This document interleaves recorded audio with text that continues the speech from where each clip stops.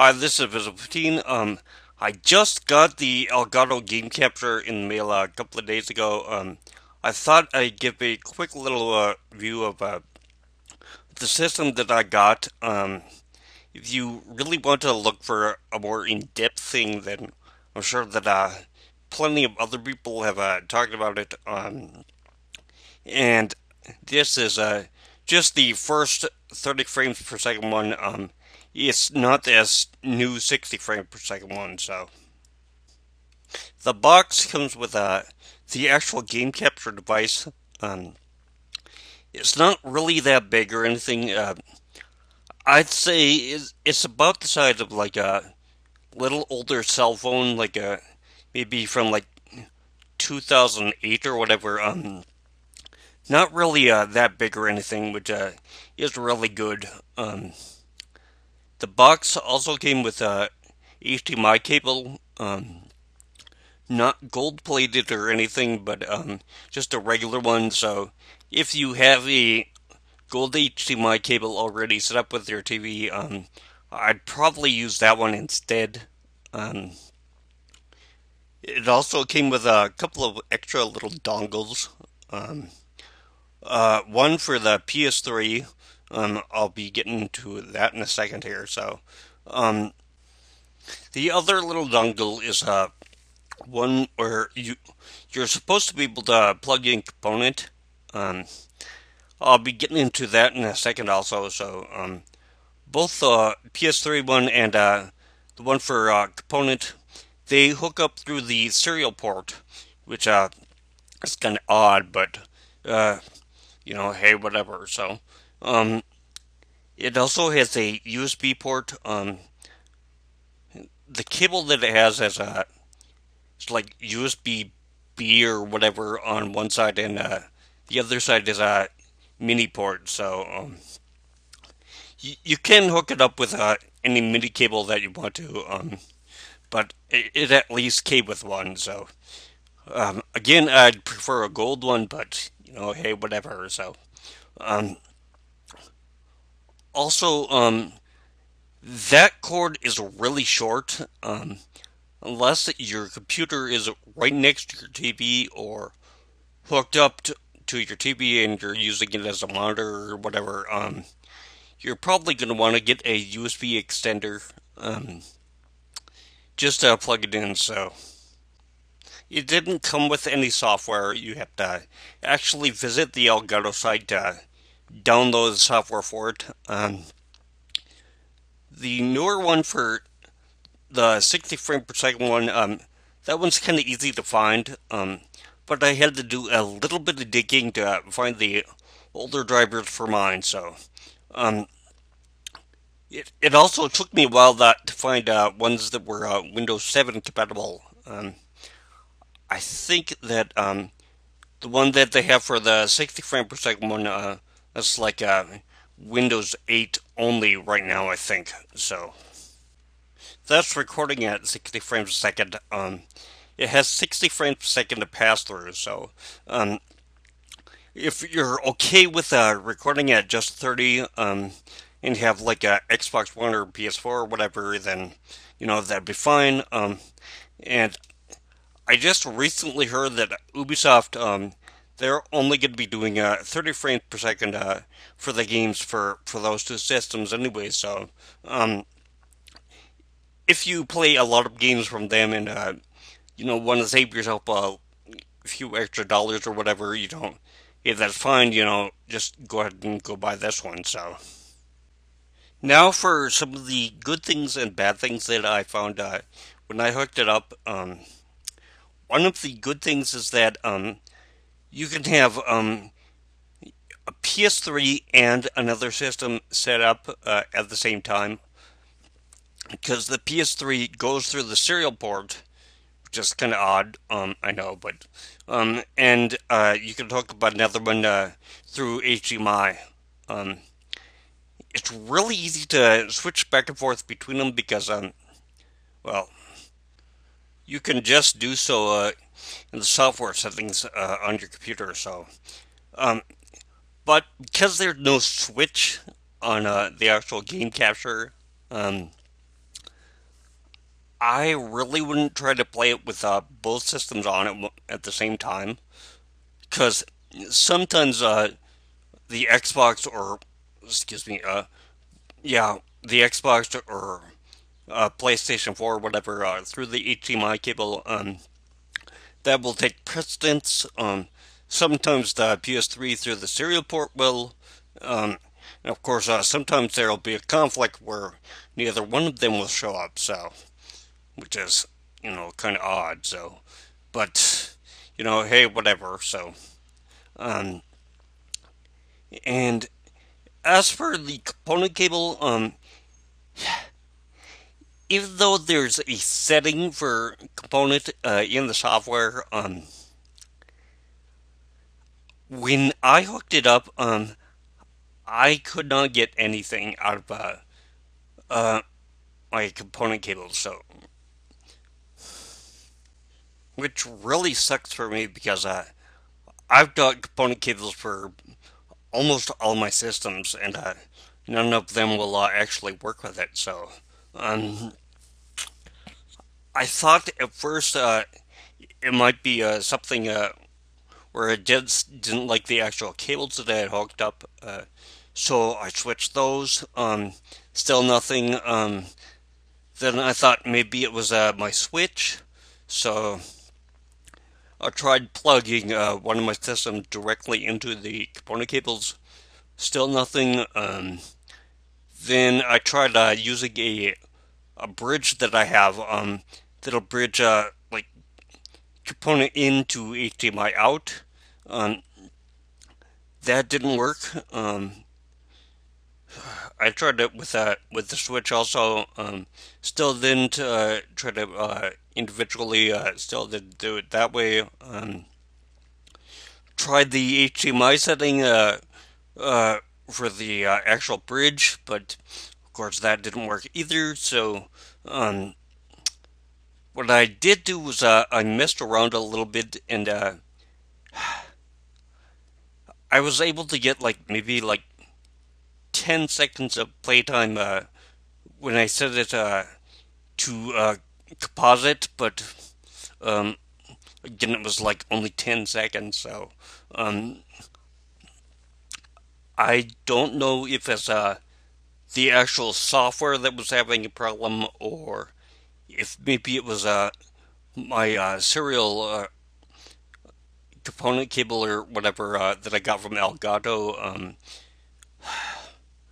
I really don't know. So, um, but as I said, right now I just have my PS3 hooked up to it. So, I plan to eventually hook up my Xbox 360 also to it. But right now, I don't have another gold cable or gold HDMI cable, and I don't have the ability right now to actually hear like conversations going on through my headset. So um, I know I could get like a cheap little microphone and just listen to people talk like through my TV or whatever, but I kind of don't like doing that because I've listened to other people when they've had conversations going on like that, and there's been a lot of echo. So, as for actually capturing the game itself, I know that there's a way to actually set it to do like temporary files or whatever, but I really don't like doing that. And honestly, I haven't had a real reason to even try that out. Because basically, when I set myself to actually have to record something, then I record it. I'm sure that it'd be really useful, like if you have your computer on like all the time and just do a temporary game save as you're playing, just in case something like really extraordinary happens to you. But like for me, for RPGs, basically if I'm going to be capturing something, I'm going to be capturing it. So um, I also have not had a really good opportunity to play with the actual commentary capture. Because the way that I captured my commentary before, I just used the actual Windows Sound Manager, and that was fine for me. So I think that's probably the way that I'm going to be doing it anyway. So because I'd prefer to have two actual files just in case I need to adjust the timing with one of them. So um, going through HDMI and the actual serial port for the PS3, excellent quality. I've got to give it to Elgato for doing it that way.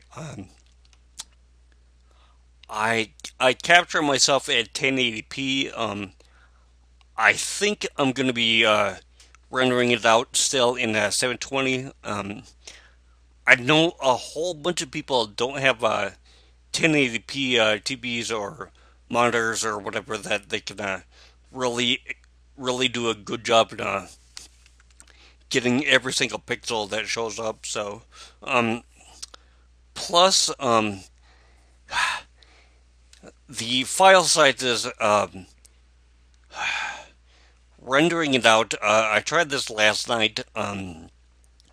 Rendering it out in a 720p and 1080p. 1080p was about twice the size of the 1080p one. Um, so I think I'm going to be continuing to go with 720p for that. So um, of course, smaller file size means faster uploading, but also rendering it out at 1080p is just horrible. It took me like I would say about an hour to render out a 1080p, and I think for the 720p, it took me maybe a half hour last night. This is for a 20-minute long video, so that's about what I normally try to keep it at. So, um, and this is on my faster i5 system. Um, I did also notice, again, because I play RPGs and stuff, this really isn't going to be much of an issue for me. But if you're playing like first-person shooters or whatever, you might want to not do commentary as you're doing it. You might want to do it like afterwards, because I had my monitor on and my TV on when I was going through one of the cutscenes, um, just to see if they kind of matched up, like if there was a little bit of a delay or whatever. And the one that showed up in my monitor and went through my headphones was maybe I would say about 2 seconds or so behind what actually showed up on my TV. And it got a little worse, as time went on. But um, yeah, if you play a lot of first-person shooters, uh, you might just want to go with your actual TV. So, um, and yeah, my actual capture system is getting kind of old. I think my Lenovo, I got it in like 2009, so it's not exactly a brand new system. Plus, it was like a mid-range CPU when I got it, so it's only like a second generation i3 or whatever. So, um, if I was playing a lot of first-person shooters, I could always turn down the quality and stuff, and that would probably increase the actual frame rate and stuff for the actual capture. But, eh, that's okay. As I said, I usually just play RPGs, and I can just work away my way around it. So, um, but yeah, I should probably get into a quick little assessment of what I actually think of the Elgato. As for the Elgato system, I like it so far. Then again, my stuff is kind of set up to take full advantage of it. As I said, the HDMI is a much higher quality than uh, doing through component cables. So even at 720p, so well, 720p HDMI versus 720p through a component cable, much better. I think it might also be better because of the fact that what I have to capture at through my Roxio is AVI, and through my Elgato is MPEG 4. So the people that I would not suggest it for is people who have their computer set up too far away from their TV, like maybe like in a different room or whatever. Then again, I really don't know why you'd be doing game capture if you would even have your computer like set up in a different room or whatever. But hey, whatever. So um, I would also suggest not having somebody set it up like through a laptop or like a Surface Pro or whatever, because not only are you constantly going to have to be plugging and unplugging the USB port in with the cable that actually goes to the Elgato like a whole bunch of times, but because there is going to be a temporary save file that's going to be saved on your computer all the time. It's going to really run out your hard drive really fast. So that's also one thing that you have to consider. Um, as I said, like older systems, I was having a problem with the component cables, so I just have everything that I set up through component cable hooked up through my old Roxio game capture, because really that was fine. When I went through the software um, the first time with um, the Elgato, it wouldn't allow playthrough through my TV, so I would constantly have to have my computer on and be in constant record mode to even do like leveling and stuff for my other games. So um, that did last just a little while.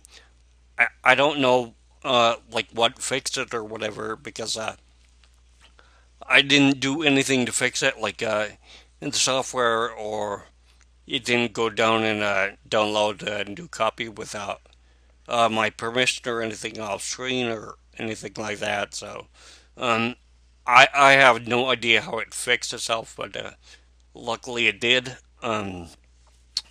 So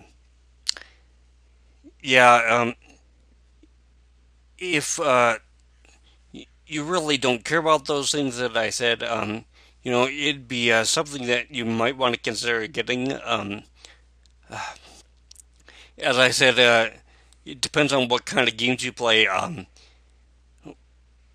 If you really want to go for the 60 frames per second one or the 30 frames per second one, the 30 frames per second one is fine for me, because